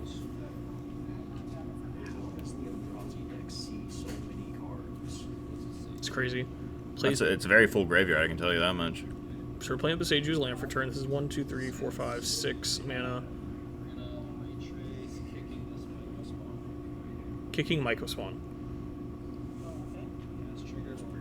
Get rid of this Cavern of Souls. Going to get a land for us as well. Probably just another temple, right? Like, what else would you possibly get here? I mean, we're just staring at this wind. Ooh, Shifting Woodland, yeah.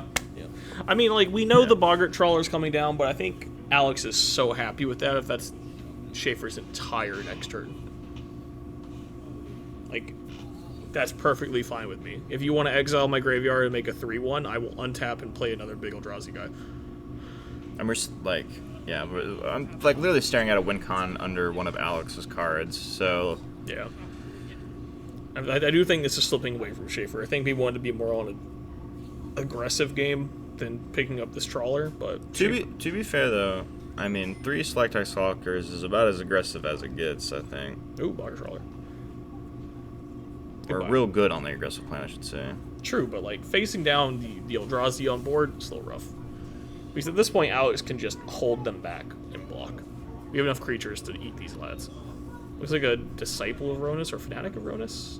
One of the two has been picked up here. Alright, yeah, so like the last card in your hand, which is the Ringleader, I believe. Aha, I knew it. Yep. Yeah, it's not looking great for a hero here. Yeah, I agree. I think we're dead in combat. Combat getting done. Just alpha striking. I'm not afraid here. Get this Eldrazi Temple. There's not Thought Knots here in the graveyard. We can Thought Knot again if we want. Just get another 4/4 on the board. Yeah. Yeah, I think we're running out of time here. Retracing Thought Knots here is so good. It is. Taking a chump block. So now we're gonna take 5, I think. Play Temple. Are we casting the Thought Knots here now? I think so, right? Well, we don't. We have. It looks like a Windswept Heath in hand, if I'm correct. Yep. Oh. Oh no, just another Mycos Bond. Yeah. Getting another Temple. Like I have a feeling we're approaching the bees. We're just gonna pick up the Emrakul at some point, or even the Devourer. I mean, at this point, we're just pitch cast. Like, Shaffer draws a card. Shaffer passes. We Thought Knots here the card out of the hand. Like. I don't think there's a way Goblins exit out of this at this point. I think we're too far gone.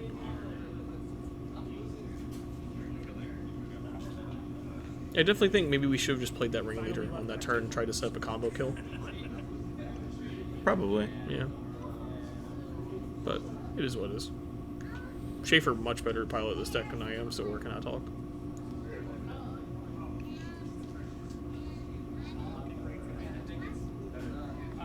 What's the draw for turns? I think a Skirk or a Matron, do you? I don't know. It's a retro red card. Could be a Skirk. Looks like we're just not playing it. Which, I don't know. I think you'd play anything out of your hand right now because you know know you the can, Thought Knots you can right rechase there, yeah. the Thought Knots here. I mean, I think Schaefer's just resigning to death here. He's like, if we Alpha Strike here, I'm pretty sure there's no blocks to keep him alive.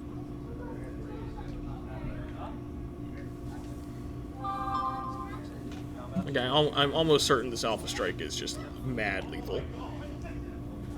Fnatic, Emrakul, land. Now we can retrace an Emrakul from our yard. We don't even have to get the one off of our land. Yeah. Block. Take 6, 7, 8. Take enough to die. Oh, we have the activation. So this gives -X equal to its power to the spawn, and you gain life. You don't gain life. Or You gain don't life. gain life off of it. Okay. Well, All right, don't passing listen. back with an empty board state. That's a Skirk Prospector.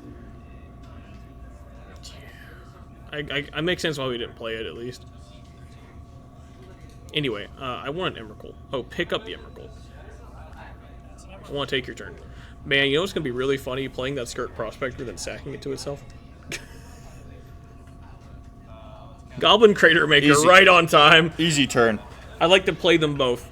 I like to sack them both to red. Good luck. I would like to cast this Modern War Marshal just so that I get my daily for red spells. All right, yeah, that was brutal. Going to game 3 here though.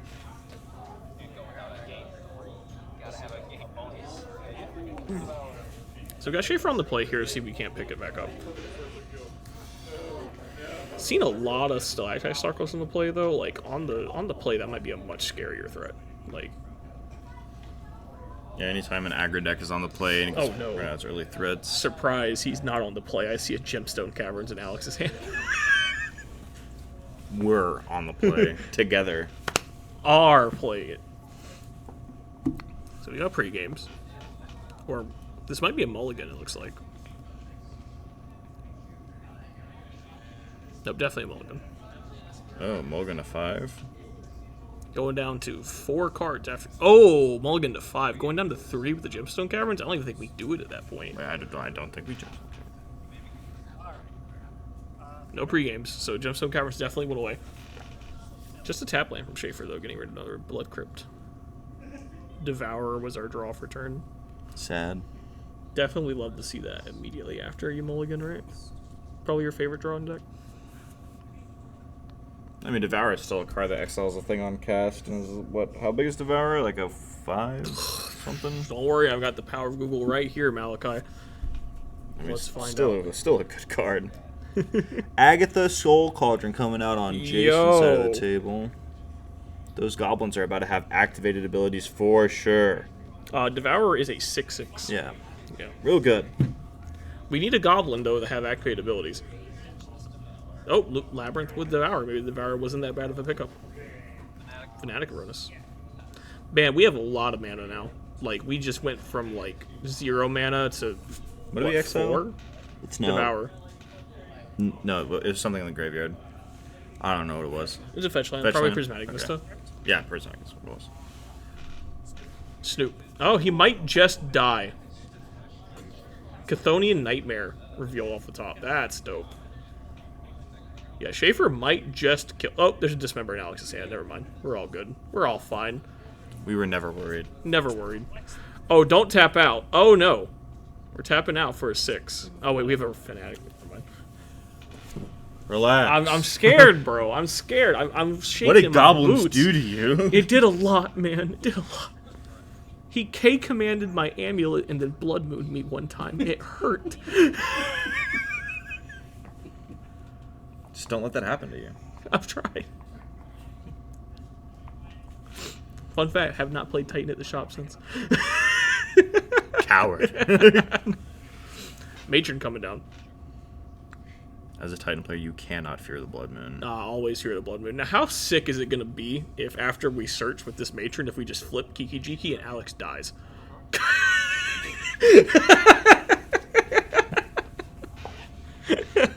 Knowing Shaffer, he boarded him out. Also, respond. Nah, we just stare at them. I wouldn't even take a game, actually. I'd be like, there's Kiki Jiki there. Good luck.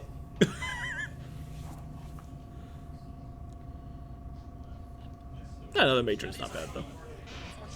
So we picked up a Harbinger with the Matron to set up for the combo kill next turn. Just killing him. Nah. The Bye, Snoop ripped apart limb from limb. Limb from limb. That's a- Folks, Magic the Gathering is not a child's game. Folks, please do not abuse your goblins like this. Or do. Depends on how you feel about goblins. That's fair. Anyway, 6 attacks. I can't snipe the land out of it. Yeah, that's what I thought. Temple, Devour, Rumbling. Pick up Temple. Two coming in. So taking 2. This Soul Cauldron not really doing too much currently, I gotta say. Oof, god, that's a lot of mana. Kick in Myco Spawn, get rid of the land. I'm telling you, that card's the scariest card in this deck. I don't think people respect that card enough. It's killing people in Legacy. It's turn 3, I think. 4. It's one of those turns. I think it's turn. This is turn 3. No, turn 4. He hasn't played a land yet this turn. Oh, that's even worse. No, we played the Temple. We played Yeah, but turn 2 was the Disciple. Turn 3 was the 6 plus Disciple. Okay, so we missed a land drop. So this is turn 4. Okay. I mean, missing a land drop is understandable on a mold of 5. So, personally, have y'all ever considered with Myco Spawn, by the way? I'd like to kick it. I'd like to exile your land and fetch a Wasteland. How does that make you feel on a spiritual level? And that was Good. several years ago. Land destruction's coming back. Yippee! Yippee! Even more of a reason We to play could Titan. never put Wasteland in this format, ever. Brendan 6 is in this format. I mean, yeah. Is Renin Does 6 not Devour- Legacy? Did it get advantage on it? No, it got mad shot in Legacy. Does Devour have an activated ability? Nope. No. We got a 2/2 Matron, though. Nightmare. Man, Nightmare is kind of spooky. Nightmare. Give me my Snoop back. So we make 3 energy and then get our Snoop. So theoretically, if we find a land drop, right, Alex just dies next turn? Man, you are freaking out about goblins, bro. I'm not freaking out. I'm just, narrating what's happening, and it looks pretty bad. Oh, wait, Oh, how the hell does this card work? Tente. You sacrifice a creature card and return Custodian Nightmare to your hand, and you pay energy for the card in the graveyard, and it comes back to the battlefield. Okay. Energy equal to CMC. Yes, equal to the CMC. Okay, so do we have a land is the question. Yep, we have a Boggart Trawler.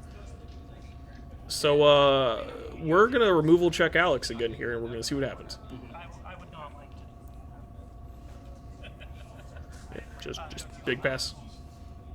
Another Custodian Nightmare on top of the library. Yeah. We can just keep removal checking turn by turn. Let's see what Alex has in his hand. I mean, we do have quite a bit of removal. We have Dismember, Culligan, Kozilek's Command. Tons of ways. We can just find a Devourer here. Can we cast Emrakul? No. Not right now. Right, because there. So we have 1, 2, 3, 4, 5, 6, 7, 8. How much mana does Fnatic make? I don't know. Oh, we're just gonna eat the Emrakul in combat. We're not even fucking with that. Yeah, we have Soul Cauldron. That's also fair. It also gives us a free block. All right, the Soul Cauldron did do something really dope. I thought the Soul Cauldron was just vibing and play the whole game.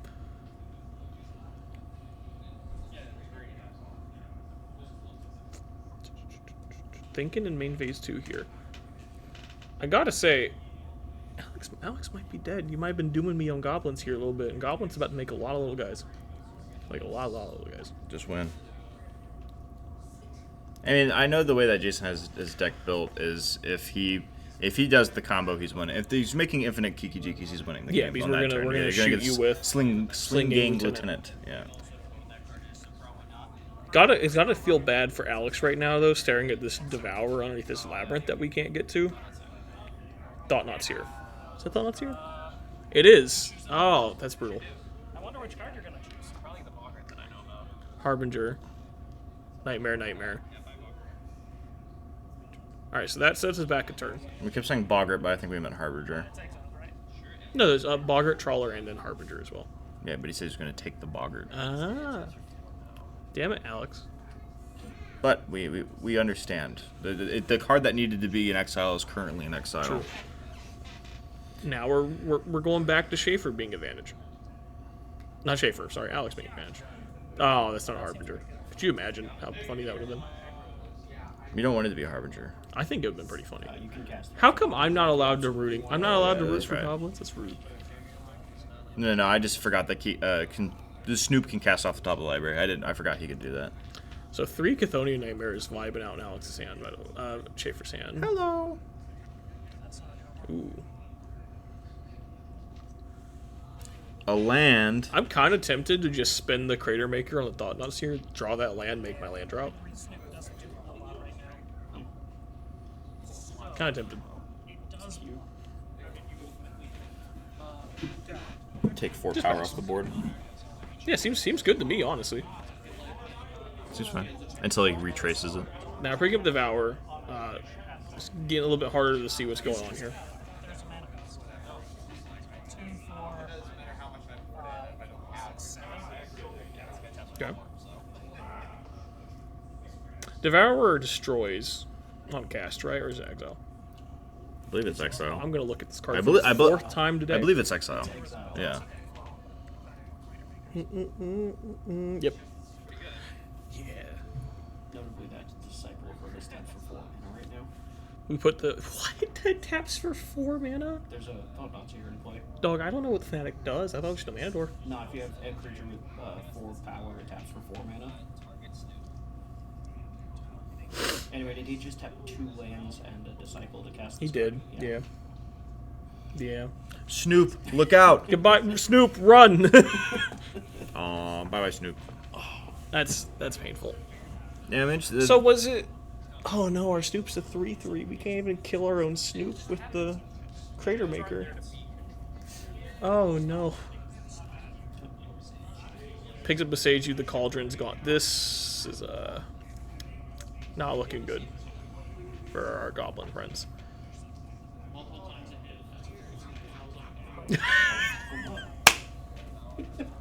Okay, activating, exiling something. Unfortunately, the exile is legitimately removed from the game. Yeah. It is in a different plane. I cannot read what those cards are. Thought-Knot Seer, gone. Draw a card. Draw a card. Get my cavern. Tap for 2. Wait, no, we're just gonna Thought-Knot you now. No, stop, Shaffer, wait. I think what else was he supposed to do? He did not take 1 million damage, right? Stop, he's already dead. It's not, it's 6. It's entirely 6 doing all of this heavy lifting right now. Is what I'm telling myself. I'm coping. 6 is a good card.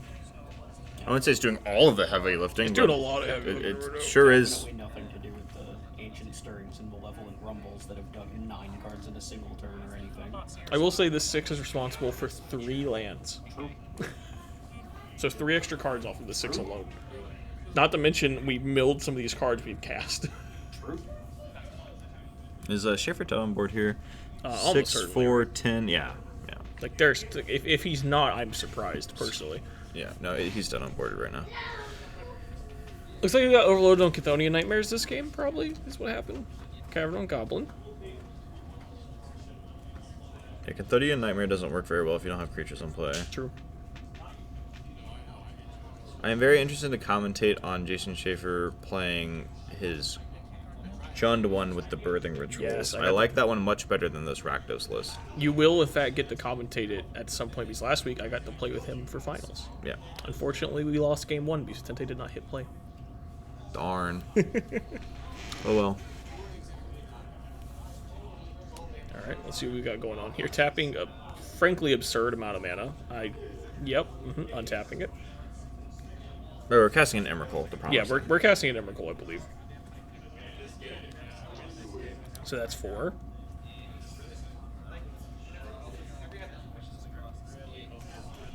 It's crazy that... Oh. Emrakul, the promise, coming down here. I don't even think we need to do Yeah, this. I don't think we need like, to do I that. think we saw Shaffer, we saw Schaffer's hand with that last Thought Not Seer. Yeah, this is... We this missed is the one card draw, but he's just so dead on board. attack for lethal, by the way. So, what do we got going on? Pick up a Shifting Woodland. God, this deck's so rude. It's just like can't every not resolve turn your this triggers. deck does something else. Oh, Flare Malice. Sacrifice a creature. But that sacks the Emrakul and we lose. No! Bye, Emmy. And then I Dun dun dun.